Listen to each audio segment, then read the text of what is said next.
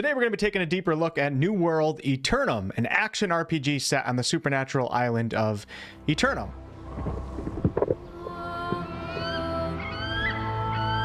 This game is available now on PlayStation 5, Xbox Series S and X, and of course PC. I'll leave a link below if you're interested in checking it out. This video is sponsored by New World Aeternum, and they asked me to show you off some of the game's notable features, which is exactly what we're going to do. Let's jump right into it. First up, console players. This is an entirely new game for you all. Full controller support and everything. And PC players, if you own New World, you do get New World Aeternum for free. You can jump on right now and check it out.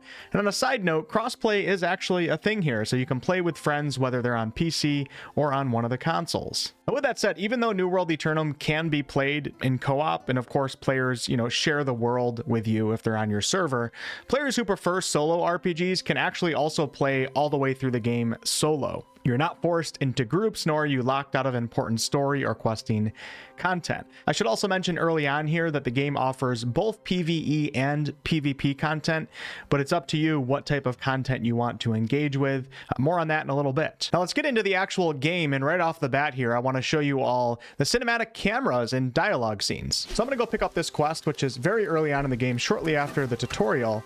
And you all are going to see here that we have some cinematic camera angles and fully animated characters for all these quest givers. Let us see what you have there. A crude knife, but made well enough. Of course it's well crafted, Urta. They were following my instruction. But it's not just dialogue cutscenes that this game has. There's also full-on cinematics at different parts of the game for different quests, etc. Let's go check out this wrecked ship up here.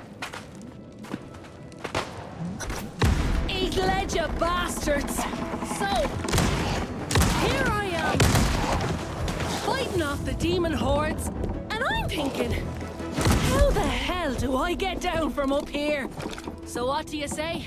Maybe give a girl a hand? All this really helps invest players into the story and stories, and there's certainly no shortage of quests to take on, whether that be the main story, side stories, faction quests, event quests, town projects, etc. Gentry and shipwrecked men of 20. Now, where New World Aeternum really excels, and this is something I personally value greatly in any type of RPG, are its immersive environments. This is a massive in-game world that features a variety of different biomes, all, I would say, beautifully presented to the player.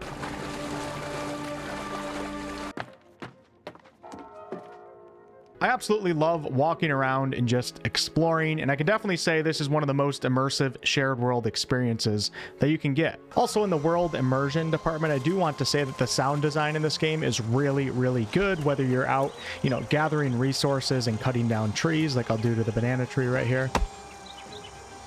It can be really relaxing and quite enjoyable. You might just be out farming some trees, and in the distance you can hear other players chopping down trees. It all just comes together really well in the sound department. And this also goes for weapons, specifically the musket. When you shoot your musket, not only is the sound effect just really good and satisfying, you can also hear other players shooting their muskets if they're within a certain range of your character. So you might be on like the backside of a hill and you hear like musket shots going off in the distance, then you run to the top of the hill and look over, and maybe there's a gigantic battle going on. Really, really cool and really satisfying. But before we get too deep into other features, let's talk about one of the most important aspects of a game, the general gameplay feel, which will also lead us into combat. The general gameplay, in my opinion, feels really, really good. My character is, of course, running right now. It's like the perfect run speed, I'd say. The animations feel good. Everything feels really, really smooth and just really high quality. Now, we also have the ability to jump, which feels really good. I have the ability to crouch, and there's also the ability to go prone. And this is super cool, especially if you're engaging in PvP content, which you don't have to, but if you do PvP, you can quite literally hide yourself in some tall grass, and you can have 10 players run right by you without even noticing you. Then you could stand up and ambush them or whatever you want to do. Maybe you're just letting them pass so you don't get attacked. Then of course I also have, if I press shift because I'm using mouse and keyboard, you can do like a little roll. Now if we get into combat, the basics for combat, my character can switch between 2 weapons at a time, and right now I have out a rapier and of course my musket. One of my other characters here, you can see that I have a sword and board, and then also a two-handed axe. Now for melee attacks in this game, you have a light attack, then you can hold it down for a heavy attack, and I can do the same thing with my sword and board right here. Light attack, heavy attack, and of course when I have the shield out, I can hold that shield up to block incoming damage as well. And then for ranged weapons, we have the ability to fire from the hip. I can also aim down sight right here, which is really nice because it allows you to get precision shots, such as aiming at a target's head, which is increased damage. And then you can also actually lock on in this game, and this also goes for melee weapons. If I go ahead and lock on to this target right here, you can see, and now when I run around, I'm always facing this target. Now, it's important to note that this does not guarantee that you're going to hit your target, because in this game, projectiles take time to get to the actual target. It's not hit scan to where when you aim and click, it's an instant damage.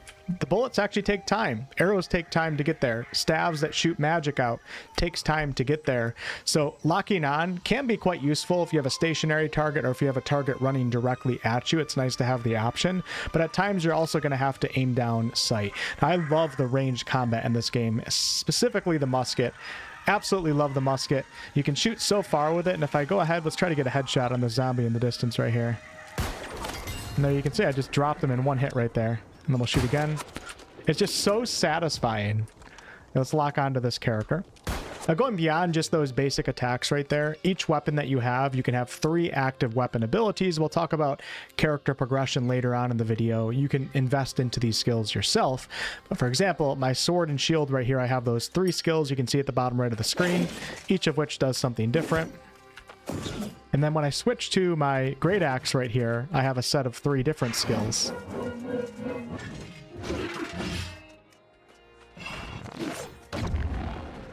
And you also have an ultimate ability as well. Overall, I'd say the combat is really satisfying.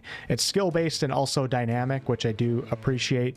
Everything just feels good. And it's up to you if you want to, try to really increase your skills to become a crazy good player in PvP, or if you just want to keep it more chill and maybe play some less stressful PvE content. Now, some of you might be wondering, do I get to create my own character and build the character the way that I want to? And the answer is yes. Now, at the start of the game, there is character creation where you're presented with an archetype choice. And the choices are Soldier, Destroyer, Ranger, Musketeer, one of my personal faves, and also Occultist, Mystic, and Sword Bearer.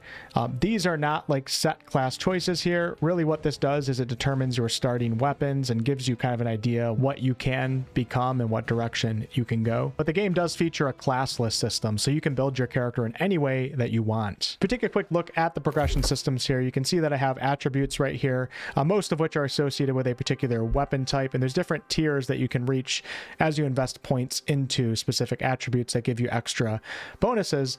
But really what's cool in this game are the weapon mastery trees. So if you find weapons that you like to use, the more that you use them, the more points you'll get to spend to level them up. You can see the list of all the different weapons right here, our magical weapons over here. But if I click on sword and shield, for example, you can see that I invested into these 3 abilities right here because I have 3 active ability slots and then a bunch of passives and also an ultimate. But if we go to, let's go to the fire staff, you can see that I have fireball, meteor shower, and spells like that. And there's even actually a weapon here. I think it's the void gauntlet. No, the life staff, excuse me, that actually allows you to get some heals in this game as well. We have an entire healing tree right here. It's up to you the way that you want to build your character. You can have like a life staff as your backup and then have like a 2-handed sword as your main weapon, which would kind of make you like a paladin-like character. A lot of cool combinations that you can do. I do want to mention here though that your archetype choice in character creation does give you a boost to 3 trade skills.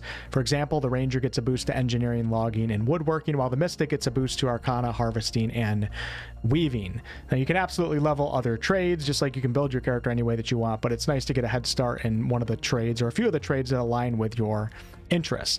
You then of course get to customize your appearance with body type, face, skin tone, hairstyle, eye colors, features, scars, and tattoos. You get to name your character and then you choose your world and then enter into a tutorial, which is, I'd say, is pretty engaging and cinematic. It's pretty fun.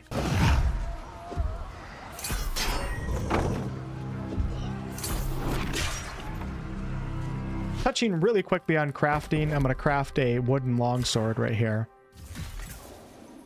But if I go into my trade skills menu right here, you can see all the different types of crafting, refining professions, gathering professions, and then behind my webcam we have music and riding. Music is actually really cool because you can legit play instruments in this game. Like you have to click the button at the right time to get the correct note. It's pretty interesting, and there's some gameplay and RP benefits to that. When you get to the actual towns, there's a ton of crafting stations, and you can really put as much time into the crafting as you want. And of course, the more time that you put into crafting in different refining activities, the better your character is going to get. For example, the more trees that I chop down, you know, I'll have the opportunity to increase my skill to chop down not only better trees, but also chop down trees quicker. And the last two topics I'm going to bring up for this video, although there's just a ton of things that you can talk about with New World Aeternum. And these two topics are PvE and PvP. Now, PvE content, of course, you have the main story, plenty of side quests, faction quests, etc. But there's also expeditions, which you can do with up to 4 players. And these are instanced dungeons with bosses. And then there's mutated expeditions, and New World Aeternum brings with it 3 new difficulty levels for these mutated expeditions. And these are, of course, tougher expeditions. We have raids, which allow groups of up to 10 to get together and try to overcome really hard dungeons. There's soul trials, season trials, elite trials. All these PvE activities have progression systems behind them as well. And they offer you ways, of course, to get better loot, just so you can become as powerful as you possibly can to take on even harder content. And then for PvP, like I mentioned earlier, it is optional, but there's a ton of fun to be had here if you're into PvP content. There's 3v3 arenas, which you can compete in to earn special rewards. There's something called Outpost Rush, which is a 20v20 instance PvP experience where each team tries to capture control points and gather resources to build up base defense. There's also some PvE sprinkled into the Outpost Rush content. Then there's also an open world PvP flagging system where you can actually toggle yourself on with PvP, which of course opens you up to attack from others who are toggled on for PvP. But there's also at least one zone that I know of, or part of one zone. I think it's called the Cursed Mists. And when you enter this, it basically becomes a free for all. Everyone gets toggled on for PvP. Even if you're in a group with friends, I think anyone can hit anyone when you enter into this zone. It's a really cool concept because this area offers some great resources and a lot of risk versus reward to be had here. It's kind of like an extraction area, I guess you could say. You try to get in, get the good stuff, avoid dying, as if you die, you'll drop what you picked up and other players can pick it up. But then if you escape the zone with everything that you've gathered, you get to keep it all, and that can be quite rewarding. Of course, very optional. You don't have to go into that zone if you don't want to, but as someone who does enjoy the occasional intensity of entering a zone where anything can happen, I think it's a really cool option to have this as part of the game. There's also a territory control PvP activity called War, where your company, which is basically your guild, can try to take control of different areas on the map to get all sorts of different benefits. And when you actually go to war, these are gigantic PvP battles here of defense and attack, and they can be a lot of fun. And that's going to be it for this video. New World Aeternum is out now on PS5, Xbox Series X and S, and PC. I'll leave a link below if you'd like to pick it up. Good times ahead.